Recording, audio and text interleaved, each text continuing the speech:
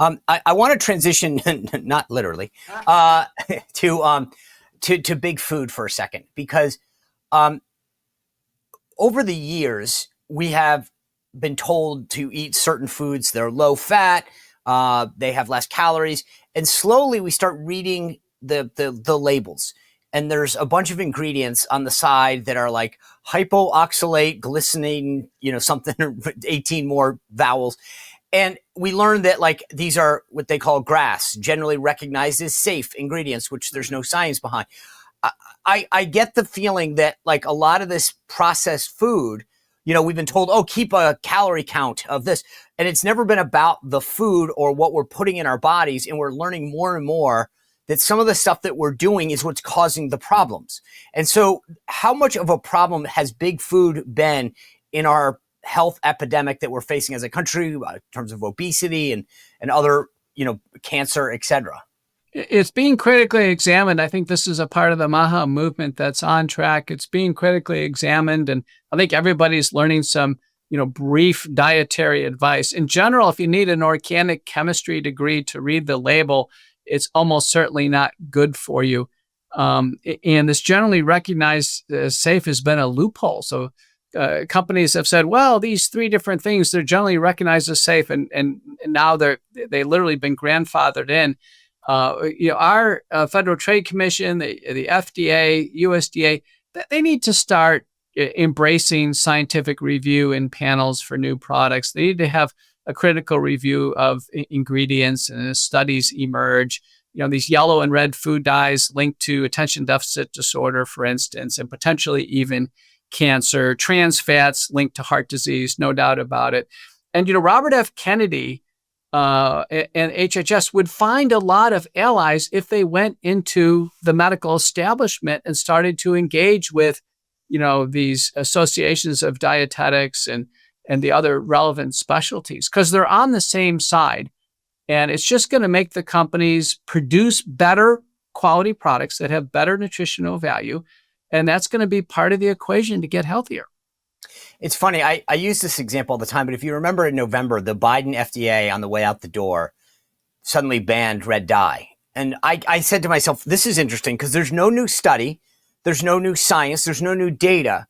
We've all been hearing about it because Robert F. Kennedy and people like you and Dr. Drew and others have been sort of talking a lot about the MAHA movement, what's good for us, what's not. And then one day, poof, they just announced we're going to phase out red dye. And I thought to myself, that's interesting because you kind of mocked everyone for a while saying it was all safe. And now suddenly you're banning it.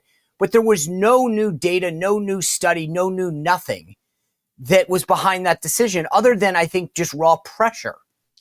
I agree with that. So there is something to this MAHA movement. And for instance, let's say red dyes. It turns out the FDA has been working on getting red dyes out of the food supply for years. And they put out a resolution, have open comments for a year. It's being slow walked because big food is lobbying our government regulators. That's what's going on. So this is a slow walking. We saw the same thing for yellow dyes, for trans fats, and the list goes on and on. And so really what we need inside these agencies is some good execution. The companies will respond. For instance, there are healthy forms of red dye. It doesn't have to be petroleum-based. They can come from beets and other sources. And the companies will respond, and everything will, in a sense, come in line. But this takes leadership from our government agencies. It cannot fall all on the shoulders of Kennedy. I think he needs to have very, very good operational leaders who, will remain uncorrupted from big food.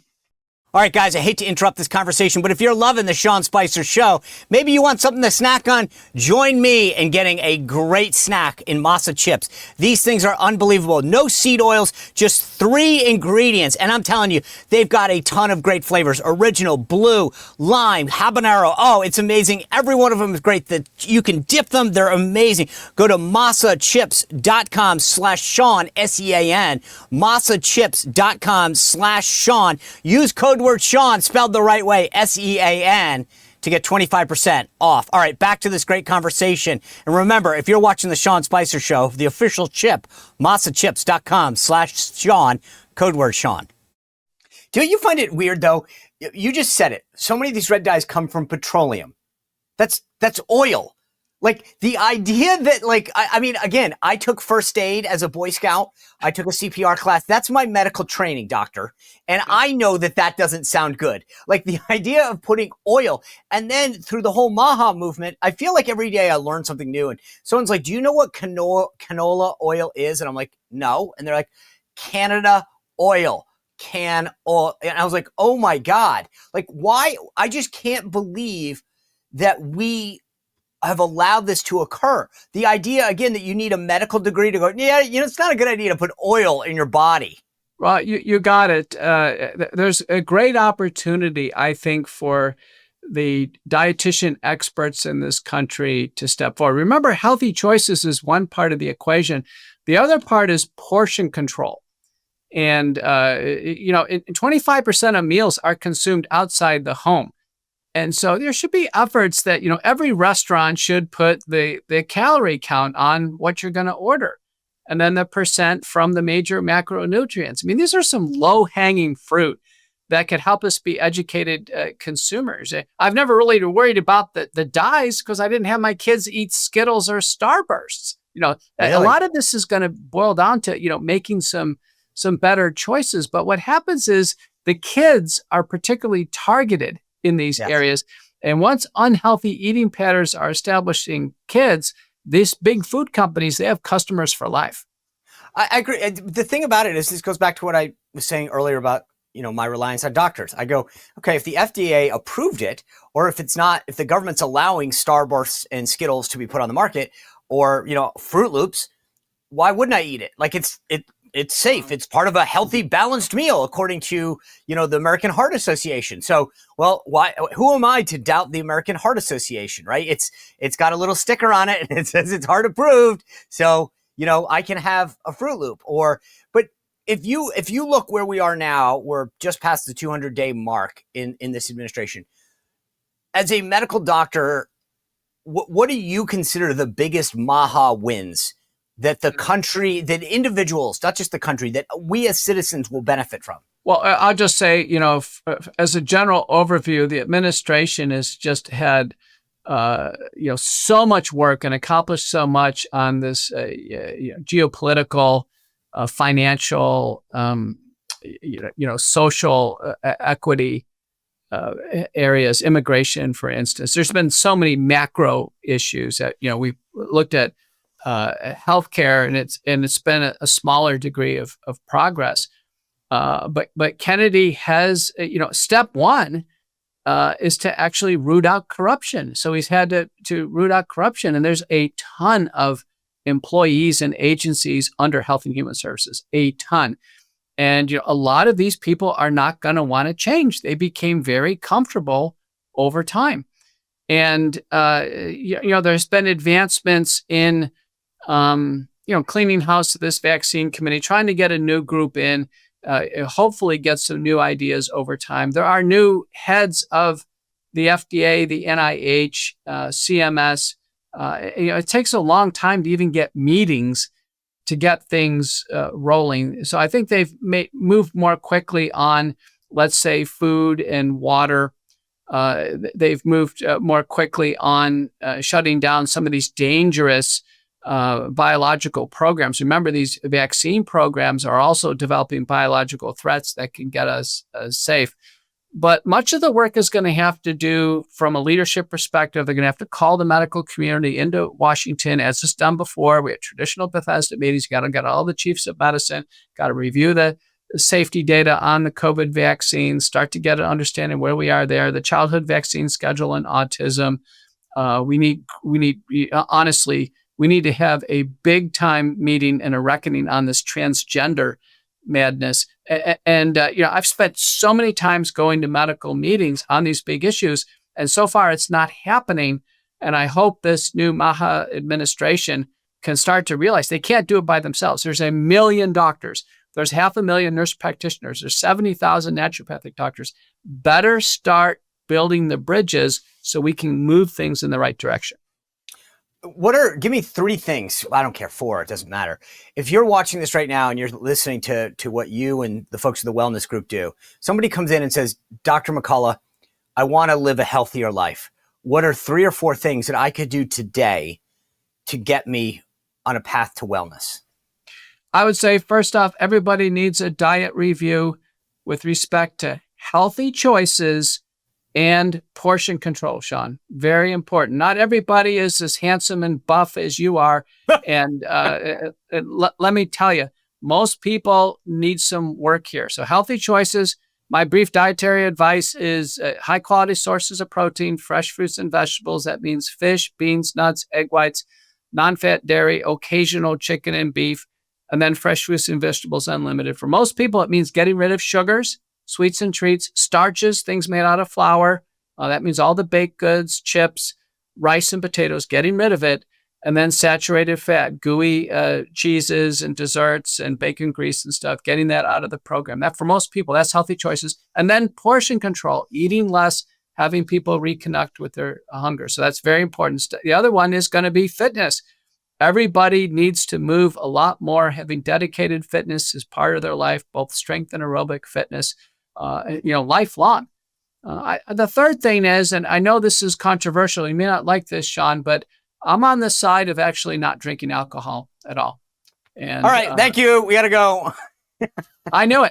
But the bottom line is, on balance, alcohol offers more risks than benefits in my analysis. But if people did those three things, diet, exercise, became free of alcohol, I think we'd be a much healthier country. I give it up every year for Lent, and last year I did it for like a year because I just kept going. And I got to be honest with you, it really was the healthiest I've ever felt. I woke, you know what I mean? I slept better. You are more productive. I get it, but there is something social about having a glass of wine or a beer at the end of a week with some pals. I want to cover two more things quickly with you while I've got you. One is there's a big debate about GLP-1 use. We have a massive obesity problem in this country. These GLP-1s, Wegovy, Mounjaro, et cetera, have really helped people. What should the government do or not do with respect to GLP-1s, compounds of them, et cetera? Like, do they play a role in the short term in helping us solve the obesity crisis? Boy, a recent paper, I think in JAMA, estimated 50% of Americans were eligible actually to receive Ozempic or a GLP-1 receptor agonist. In general, these drugs are single receptor drugs like Ozempic, and it's equivalent for weight loss. It's the same product, actually, Wegovy. And then there's a dual receptor, that's Mounjaro, and that's an analog is Zepbound. Those are actually more powerful. And now there's a triple level one called retatrutide. So the injections seem to offer the most danger because they have to be given once a week at a high dose, and then they trail off over a week. There are once daily products, but it's too difficult for people to give their shots every day. And then there are prescription oral drugs like Rybelsus, and my experience is it's not well tolerated. People start throwing up. So one of the things we're doing at the Wellness Company is actually working with the peptide version of these orally, like a topical peptide, which is in the products called Melt and in the stronger product called Drop. I think these are much safer. People can get them over the counter. They can control their own dosing. We have not seen safety hazards of pancreatitis or eye problems, and I think it's going to have to move to an over-the-counter, safer approach. We just can't have the whole country on injections. Now, I do use them in my practice for very obese patients with heart and kidney disease. We have supportive data, but so many people want this to just touch up their weight a little bit before they go on a beach vacation or other things. They're grossly overused. Okay. I've seen the products that you guys advertised, and so, but those are not the commercials that I've seen. Those are not prescription drugs, then?